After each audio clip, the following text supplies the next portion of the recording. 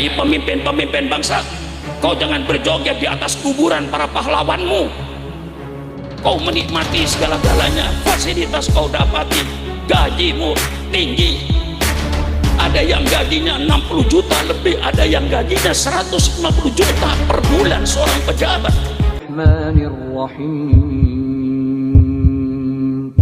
Subscribe media-media Islam daripada kita subscribe media-media maksiat.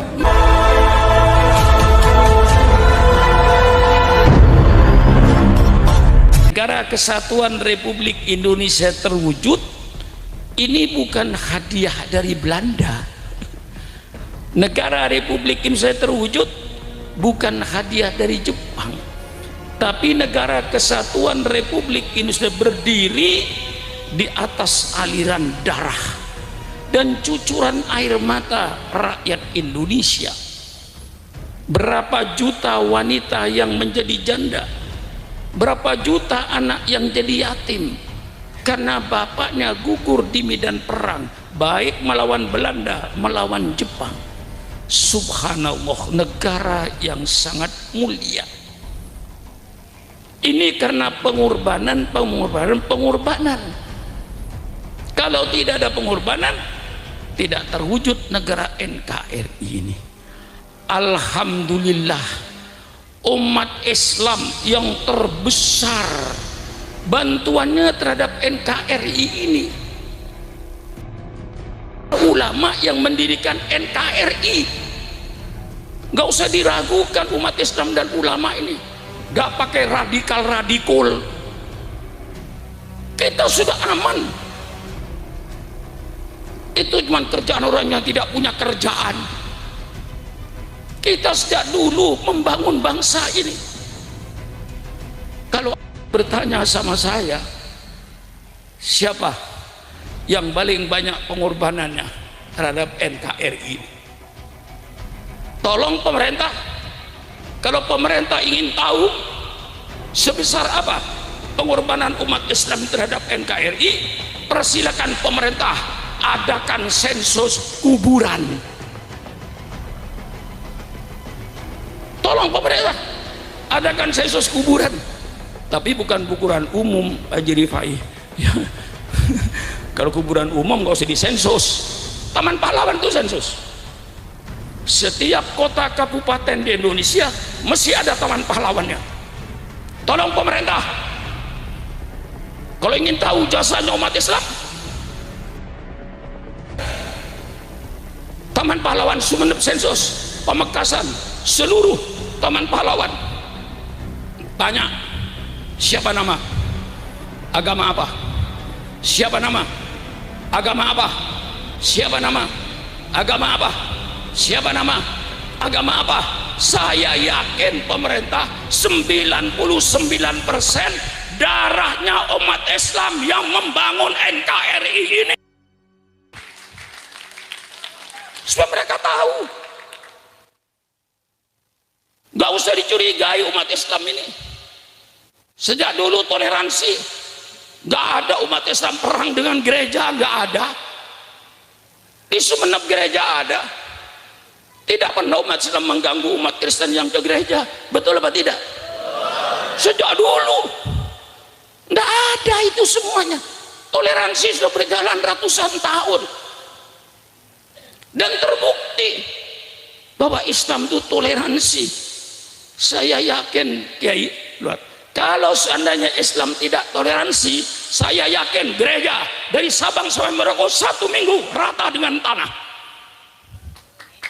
Maaf, nggak ada toleransi umat Islam ini. Dan yang membuat NKRI ini adalah para ulama. Catat pidato Syukuran Makmun ini. Kalau tidak karena ulama, tidak ada NKRI. Tidak ada. Saya buktikan. Ketika Bung Karno membentuk panitia kemerdekaan, orang gagal. Akhirnya Bung Karno membuat panitia 9 orang. Terdiri daripada Bung Karno, Bung Hatta, dari Kristen, Maramis. Dari Islam banyak Abi Kusno, termasuk Muhammad Yamin, termasuk Pak Wahid Hasim dan lain-lainnya. Ini yang merumuskan format negara, ditandatangani oleh semua agama, bahwa Republik Indonesia berdasarkan ketuhanan dengan kewajiban menjalankan syariat Islam bagi pemeluknya. Ini yang asli dalam Pancasila itu. Dengan terwujudnya format ini, maka Bung Karno didesak untuk segera mengadakan proklamasi. Tanggal 17 Agustus jam 10 Bung Karno naik, kami bangsa Indonesia, dengan ini menyatakan kemerdekaan Indonesia. Hal-hal yang mengenai pemindahan kekuasaan dan lain-lain akan dilaksanakan secara saksama dalam tempo yang sesingkat-singkat. Bangsa Indonesia Soekarno-Hatta. Hafal Kiai proklamasi itu, masa diragukan? Masa diragukan? Nah, jam 3 sore datanglah utusan Indonesia Timur, seorang kolonel angkatan laut Jepang, menyampaikan kepada Bung Hatta, kalau 7 kata ini tidak dicabut, kami Indonesia Timur tidak ikut. Tentu Bung Hatta bingung. Jam 10 diumumkan kemerdekaan Republik Indonesia, jam 3 akan pecah jadi Indonesia Timur dan Indonesia Barat. Ini sejarah. Saudara-saudara yang muda ini nggak tahu sejarah ini. Mungkin yang menjadi pemimpin pun nggak tahu sejarah ini. Saya bongkar sejarah ini. Tanggal 18 Agustus Bung Hatta terpaksa mengumpulkan kembali 9 orang ini, minus Pak Wahid Hasim karena sudah pulang ke Jawa Timur, diganti dengan seorang tokoh dari Sumatera. Terjadi perdebatan supaya mencabut kata-kata dengan kewajiban menjalankan syariat Islam bagi pemeluknya, supaya dicabut. Ini tidak dicabut, Indonesia Timur tidak ikut. Akan terjadi 2 republik, Republik Indonesia Timur, Republik Indonesia Barat. Tidak ada NKRI. Perdebatan begitu sengit. Tokoh-tokoh Islam waktu itu, subhanallah, dengan dada terbuka dicabut 7 kata ini. Kalau seandainya tokoh Islam waktu tidak mau mencabut, karena ini sudah menjadi kesepakatan, NKRI tidak ada. Tokoh-tokoh Islam dengan lapang dada, demi negara kesatuan Republik Indonesia, cabut. Ini diganti dengan Maha Esa. Maha Esa itu Pancasila tanggal 18. Pancasila tanggal 17 tidak seperti itu. Ketuhanan berdasarkan ketuhanan dengan kewajiban menjalankan syariat Islam bagi pemeluknya. Itu yang disebut Piagam Jakarta. Tanggal 17 Agustus masih berlaku, 18 Agustus baru dirubah berdasarkan ketuhanan yang Maha Esa. Ini sejarah. Seandainya waktu itu ulama bertahan tidak mau cabut, ya nggak ada NKRI ini. Masa pengorbanan ulama untuk NKRI sejauh itu?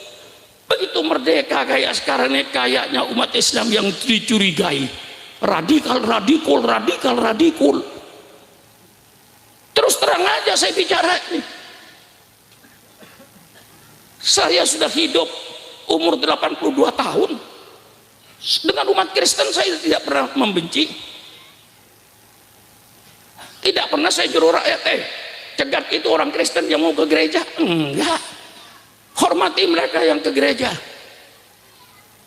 Sejauh ini toleransinya umat Islam, dan sejauh itulah pengorbanan umat Islam untuk NKRI mulai zaman Diponegoro tahun 1825 sampai pada tahun 45, pengorbanan umat Islam untuk NKRI.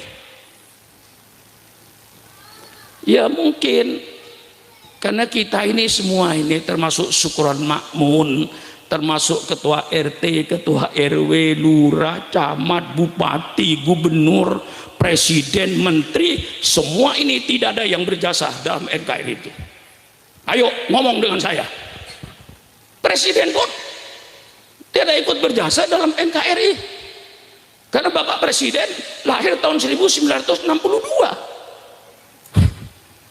Presiden itu lahir tahun 1962. NKRI sudah ada. Kita semua ini termasuk syukuran makmun, termasuk ketua RT sampai presidennya, dari ketua DPRD-nya dan semua pejabatnya, ini pemakan jasa. Paham? Pemakan jasa, makan jasanya orang lain. Siapa yang berjasa? Mereka yang di kuburan Taman Pahlawan itu yang berjasa. Dia yang berjuang, mati di medan perang, tidak menikmati jalan tol, tidak menikmati listrik masuk desa, tidak menikmati jalan layang, tidak menikmati kemerdekaan. Mereka gugur di medan perang. Kita semua ini adalah pemakan jasa. Saya cuma mengingatkan, jangan hanya pandai makan jasa, tetapi hendaknya kau ikut berjasa dalam negara ini. Isilah negara ini dengan orang-orang yang beriman dan bertakwa kepada Allah. Jangan diisi negara ini dengan pejabat-pejabat yang bersifat preman, bersifat bajingan. Isilah negara ini dengan pemimpin-pemimpin yang bertakwa kepada Allah, yang memikirkan keadilan dan kesejahteraan rakyatnya, bukan memikirkan kepribadinya. Ini pemakan jasa. Saya tidak melarang saudara makan jasanya orang lain, tapi persilakanlah. Jangan hanya pandai makan jasa, tapi harus pandai pula berjasa. Orang yang hanya pandai makan jasa tapi tidak mau berjasa, itulah orang-orang yang hanya pandai berjoget di atas kuburan orang lain. Hai pemimpin-pemimpin bangsa, kau jangan berjoget di atas kuburan para pahlawanmu. Kau menikmati segala-galanya, fasilitas kau dapati, gajimu tinggi. Ada yang gajinya 60 juta lebih, ada yang gajinya 150 juta per bulan seorang pejabat. Kalau gaji kecil Pak Sari, tapi tunjangannya yang Masya Allah. Gaji Bupati Sumeneb gajinya cuma 8 juta. Gaji pokok, tunjangan ini, tunjangan sana sini, dari pojok situ tunjangan, pojok sini tunjangan. Lama-lama penerimaannya ya puluhan juta. Saya tidak menghalang-halangi Anda makan jasa, tapi tolong jangan hanya pandai makan jasa, tapi hendaknya mari kita berjasa kepada bangsa ini, bikin baldatun thayyibatun warbun wafur, bikin suatu negara yang adil dan sejahtera, kesejahteraan dalam keadilan, keadilan dalam kesejahteraan. Jangan dipisah sejahtera dan adil ini. Ini menjadi cita-cita semua bangsa Indonesia. Ini negara Republik Indonesia terwujud karena pengorbanan.